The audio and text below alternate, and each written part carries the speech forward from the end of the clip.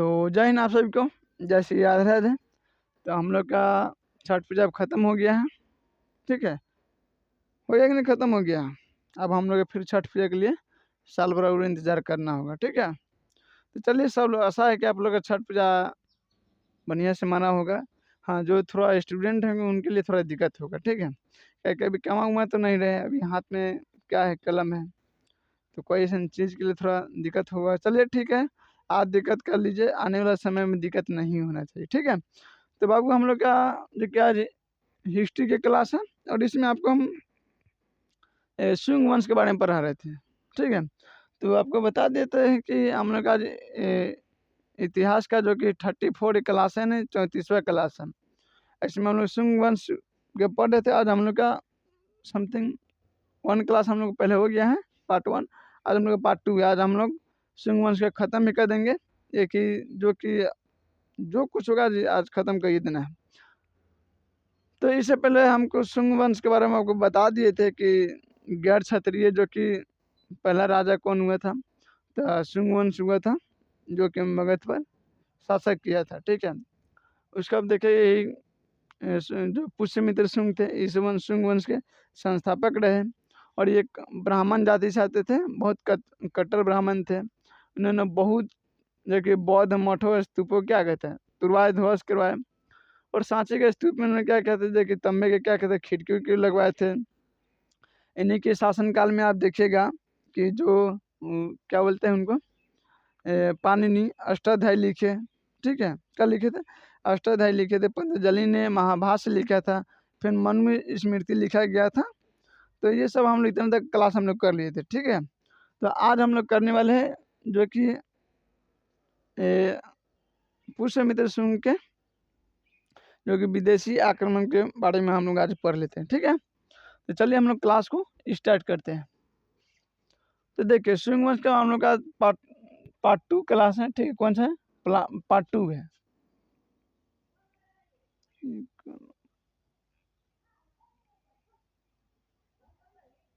Part 2 है।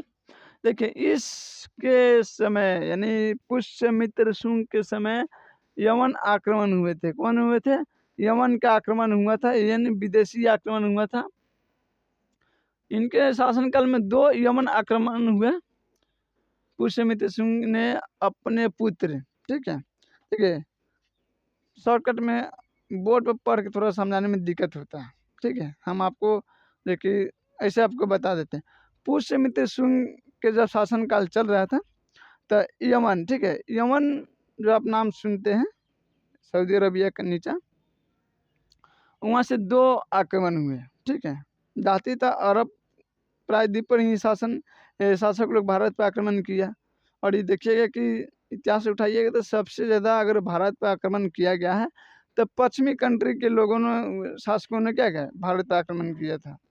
जैसे कि आप देख लीजिए कि सिकंदर, सेल्यूकस, कासिम, ये सब कहाँ का था, पश्चिमी से ही आया था।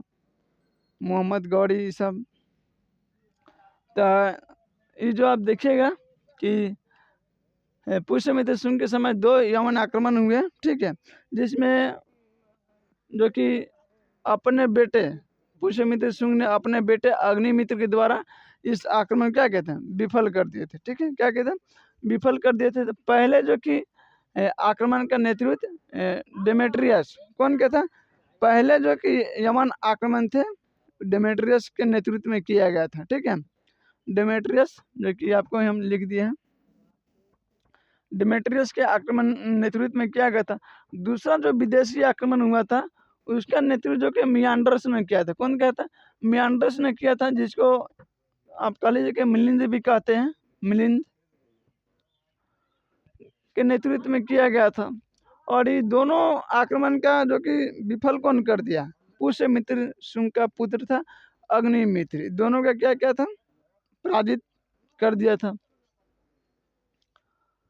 ठीक है। देखिए, मिलिंद का जो कि मिलिंद को हम क्या, मियांडर्स भी कहते हैं, मियांडर्स को मिलिंद भी कहते हैं, को बौद्ध भिक्षु बना दिया गया था, ठीक है। बौद्ध भिक्षु ने जो कि बौद्ध भिक्षु नागसेन थे, उन्होंने मियांडर्स को क्या किया, बौद्ध धर्म के शिक्षा दी। उन्होंने बताया कि देखिए दूसरे के शहर संपत्ति पर अपना अधिकार नहीं करना चाहिए, रक्त उक्त नहीं बहाना चाहिए, काट मार वाला ये सब बेकार है। जीवन में कोई कुछ लेके नहीं जाने, मतलब अहिंसा का पाठ उन्होंने खूब पढ़ा है प्रेम से। नागसेन ने किसको, मियांडर्स को। बौद्ध धर्म तो जानबे करते कि अहिंसा का पालन किया कि नहीं, आप किसी को अंधविश्वास में नहीं रहिए, किसी को मारिए नहीं, किसी को संपत्ति नहीं चुराइए, धन संग्रह नहीं करना है, ये सब आप जानबे करते हैं।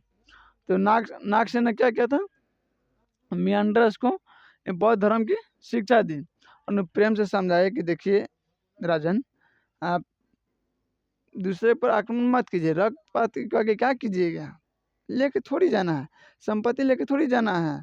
देखिए कि सिकंदर आया, इतना पूरा विश्व विजेता किया, आखिर में सब छोड़ के गया, तो आप किसके लिए लड़ रहे हैं, ठीक है। प्रेम से समझा हमने, तो मियांडर्स ने क्या किया, समझ गया और बौद्ध धर्म के क्या किया, अपना लिया। और इसकी नागसेन की एक पुस्तक है, उसमें जानकारी इस बात को मिलता है कि नागसेन की कौन सी पुस्तक है, तो मलबिका गिनी मित्र। कौन है, मलबिका गिनी मित्र जो थे नागसेन का पुस्तक है, उसमें इस चीज़ का चर्चा किया गया है कि विदेशी आक्रमण में क्या क्या हुआ था, कौन हराए थे, और मियांडर्स को कैसे क्या कहते हैं, बौद्ध धर्म की शिक्षा दिया गया था, ठीक है। और एक और आपको मलबिका गिनी मित्र आपको मिलेगा, जो कि कालिदास का, किसका, कालिदास का है। और इसी में आपको क्या जो कि पुष्यमित्र शुंग का जो कि पुत्र है अग्निमित्र, और मलबिका नाम के कन्या के प्रेम प्रसंग की चर्चा की गई। क्या प्रेम प्रसंग की चर्चा की गई, जिसे आपको नोट में हम लिख दें। कालिदास की एक पुस्तक है जिसका नाम है मलबिका गिनीमित्र। इसमें आपको अग्निमित्र एवं मलबिका के प्रेम प्रसंग की चर्चा की गई है। बात समझ रहा है। प्रेम एक अजीब चीज़ है। क्या है, अजीब चीज़ है। अगर प्रेम किसी को हो जाए, प्रेम का रोग अगर किसी को दल गया, तो या बिगड़िए जाएगा या बढ़िया। बिगड़ेगा कौन, जो समझे कि सौंदर्य से प्रेम करता है। क्या चीज़ है, सौंदर्य से प्रेम। जो आत्मा से दिल से प्रेम करेगा वो कभी नहीं बिगड़ेगा, ठीक है। और ना ही वो हार सकता है। बात समझ रहे हो। जिसको शरीर चाहिए वो हार जाएगा। अगर प्रेम में अगर आप शरीर के चाहत रखते हो तो आप हार जाइएगा। बात समझ आ रहा है। प्रेम देखिए ऐसा बात नहीं है राधा कृष्ण ना मिले, ठीक है, क्या देखिएगा पूरा विश्व उनको पूछता है, विश्व पूरा मानता है। रुक्मणी मिला था, क्या रुक्मणी की कहाँ कोई पूछता है, नहीं पूछता है ना। तो प्रेम आपको आत्मा से होना चाहिए। अगर उसका शादी अगर हो गया तो समझना चाहिए कि हाँ वो शादी क्यों की है। उनके भी माता पिता हैं, उनके भी भाई बंधु, उनके माता पिता के समाज में इज्जत है। बताइए कि जो बाप मतारी उसको 20 साल 15 साल पोस पाल कर हर एक दुख दर्द में साथ दिया, उनको बचा के लिया, या आज पढ़ाया लिखाया, और आप चंद 6 महीने साल भर से मिले हो, तो क्या आप सोच रहे कि हमारा हो गया, अब हम उसके दुख सुख के साथी हो गए। गलत बात है। जो 20 साल से क्या उसका कोई अधिकार नहीं है, उनका कोई इज्जत नहीं है, उनका कोई सम्मान नहीं है, ठीक है। तो अगर चल जाए, शादी हो जाए, तो प्रेम कीजिए, ठीक है। लेकिन उनको शरीर के चाहत करने से कुछ नहीं। अब प्रेम वो प्रेम कैसा है जो शरीर की पाले, और जो प्रेम पाले वो प्रेम नहीं हो सकता। बात समझ रहे। प्रेम का दूसरा नाम है दर्द। बात समझ में आ रहा है, नहीं आ रहा। बताइए कि जो कृष्ण इतने बड़का महाभारत का युद्ध जिता सकते हैं, वो बोले प्रेम में हार गए। क्या में हार गए, प्रेम में हार गए। बात समझ में आ रहा है। तो ये अग्निमित्र जो कि जो कि मलबिका गिनीमित्र में आपको अग्निमित्र और मल्लिका जो कि कन्या है, उनका प्रेम प्रसंग की चर्चा की गया। और पुष्यमित्र शुंग ने अपने जो कि विदर्भ यानी बराक जीत लिया था। जैसे आप देखेंगे कि अशोक के समय क्या था, अशोक के समय एक कलिंग अपवाद था, उनको जीतना बड़ा मुश्किल था। जो कि आप जानबे करते कि अशोक ने जब राजाभिषेक हुआ तो उसके 8 साल बाद यानी 269 में क्या हुआ था, राजाभिषेक हुआ था। और 261 में कलिंग पर उन्होंने क्या किया था, आक्रमण किया था यानी, और कलिंग को जीत भी लिया हुआ। युद्ध के बाद क्या हुआ, उन्होंने अपना शस्त्र त्याग दिया। उसी तरह आप देखिएगा कि विदर्भ में जब शुंग वंश चला था उस समय एक विदर्भ था, बहुत अपवाद था यानी बड़ा आज के डेट में करता, तो शुंग ने क्या किया, उसको जीत लिया, ठीक है।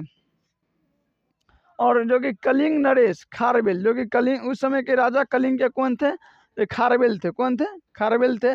उन्होंने क्या पुष्यमित्र शुंग के क्या किया, पराजित कर दिया। क्या क्या? पराजित कर दिया और उन्होंने हरा दिया, जो कि पराजित करके हरा दिया। इस वंश का शासक जो कि भगवत के दरबार में देखिए यवन राजदूत हेलियोडोटस, ठीक है, ये पुष्यमित्र शुंग का एक शासक हुए जिनका नाम था भागवत। उनके दरबार में जो कि यमन के राजदूत आया था जिसका नाम था हेलियोडोटस आया था। ठीक है, अगर ऑनलाइन में आपको पूछ दे कि हेलियोडोटस किसके दरबार में आया था, तो शुंग वंश के जो कि शासक थे भागवत, उनके दरबार में आया था। ठीक है, बात समझ में आ रहा है नहीं आ रहा है? उसके बाद देखिएगा हेलियोडोटस आया था और जिसका उल्लेख आपको गरुड़ ध्वज में आपको अभिलेख में देखने को मिलेगा। गरुड़ ध्वज अभिलेख आपको देखने को मिलेगा। विदेश स्थित इस अभिलेख से जो कि भागवत धर्म की जानकारी आपको मिलती है। क्या मिलता है? भागवत धर्म की आपको जानकारी मिलती है। और देखिएगा कि पुष्यमित्र शुंग जो थे वो अयोध्या में 2-2 बार क्या किए, अश्वमेघ यज्ञ करवाए थे। किनके नेतृत्व में? तो पतंजलि के नेतृत्व में करवाए थे। बात सुना रहा है? तो अगर बाई चांस अभी ऑनलाइन क्वेश्चन में पूछ भी दिया कि अयोध्या में 2-2 बार अश्वमेघ यज्ञ कराने वाले राजा कौन थे, ठीक है, तो पुष्यमित्र शुंग थे। और किसके नेतृत्व में करवाए थे? तो पतंजलि के नेतृत्व में उन्होंने करवाया था। ठीक है, और देखिए भागवत धर्म में आप जानबे करते हैं कि भागवत धर्म में कौन भगवान का पूजा होता है, तो विष्णु भगवान का पूजा उजा होता है।